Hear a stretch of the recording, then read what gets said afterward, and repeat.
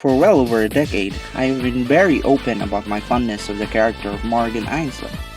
And given a chance to play as her in games, I'd pick her frame 1. The reason as to why I've taken quite a liking to her is that she is visually unique.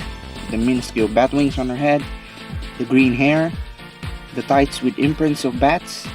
She has several elements that make up her appearance, but it does not reach the point that it becomes busy and unpleasing to look at. Despite being on the obscure side, she and many other characters from the Darkstalkers series are still well loved by fans spanning decades. Although that one announcement way back when was still the biggest middle finger fans of the series had ever received. But moving along, Morrigan Theme, from what I've seen, seems to have been very popular in Japan back when Capcom was still making games for the series. This is evident because of the several merchandise that were released for the character from the 90s to the early 2000s.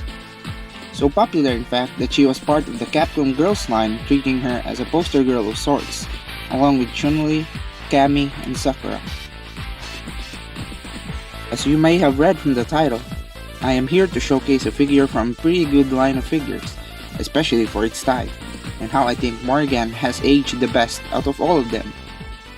Behold, Capcom character Jigsaw figure Valentine's version Morrigan, which I believe is one of the best, if not the best, Morrigan figure of all time.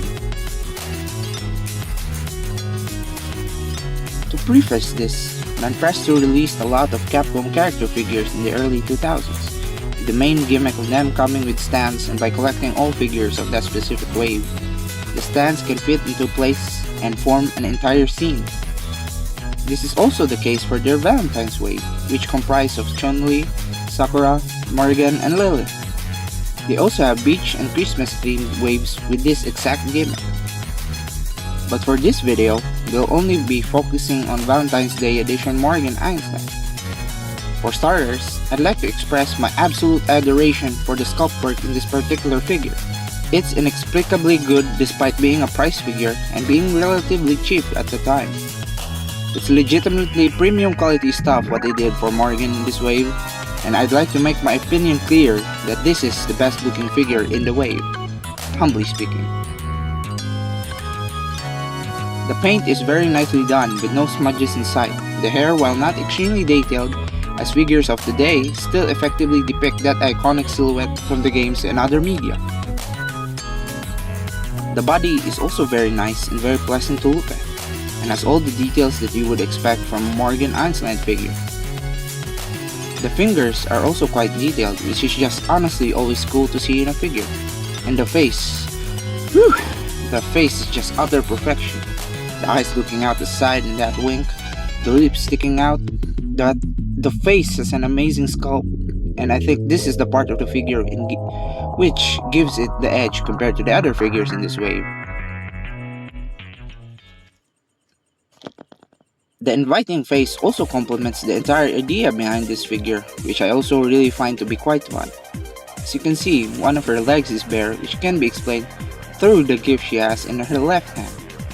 What seems to have happened was that she took the ribbon off what I assume to be a box of chocolates, which she then tied to one of her legs as a sort of metaphor that she is a present complete with a ribbon, and also tearing one part of the tights to serve as a replacement ribbon for the box. I quite like the idea of Morrigan giving you a box of chocolates and herself for Valentine's Day, and it's actually in character. She really wants to make your Valentine's Day the absolute best it can be, and if you were to ask me, I'd be totally happy with something like this. This figure also has an alternate color with a blue-green hair and a different color stand. It is pretty much the same figure just with different colors, which means it is as good as the Morrigan with the OG color scheme. This Morrigan Theme figure has to be my most favorite Morrigan figure of all time, and I honestly hope to see more high quality figures of her in the future. This year alone, we are getting at least 3 new Morrigan figures from Pop-Up Parade, First 4 figures, and Storm Collectibles. And just last year, we also had Kotobukiya release a Morrigan figure for their Bishoujo line. As for my thoughts on these, first for the Bishojo, it's a really great looking figure but the face just doesn't do it for me. The Pop-Up Parade Morrigan, I have her for pre-order and would like to post my final thoughts on it when she eventually arrives. The first 4-figure one looks very nice and relatively worth its price, although I don't really have it on my budget, so it is not a priority for me.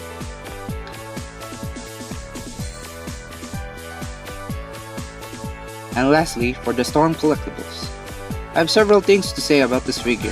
Firstly, Storm Collectibles offers articulated figures from various fighting games / anime, and I am actually very fond of their Street Fighter stuff, especially with Street Fighter V Jury.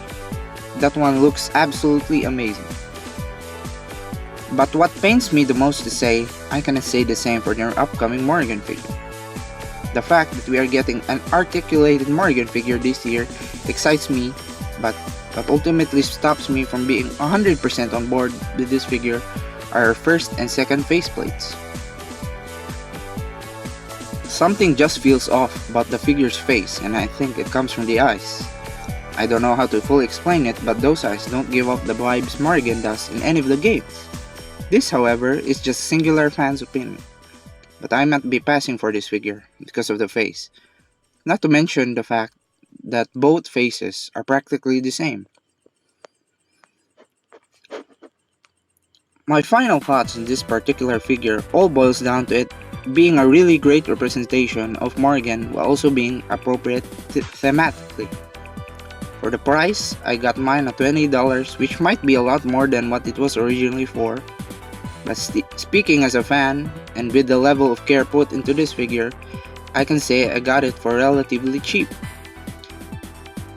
Since this shall be the first of videos of this kind in this channel, I would like to inform that the end I would like to give a quantitative rating for figures I looked into, and for this particular figure, I give it a 12 out of 8. Thank you very much for watching, and I hope you enjoyed listening to me rambling on about my favorite Morrigan figure. Comment down below what are your thoughts on the upcoming Storm Collectibles Morrigan figure. Do you think it's worth it? Or do you have problems with the figure as well, like me? And have a wonderful rest of your day.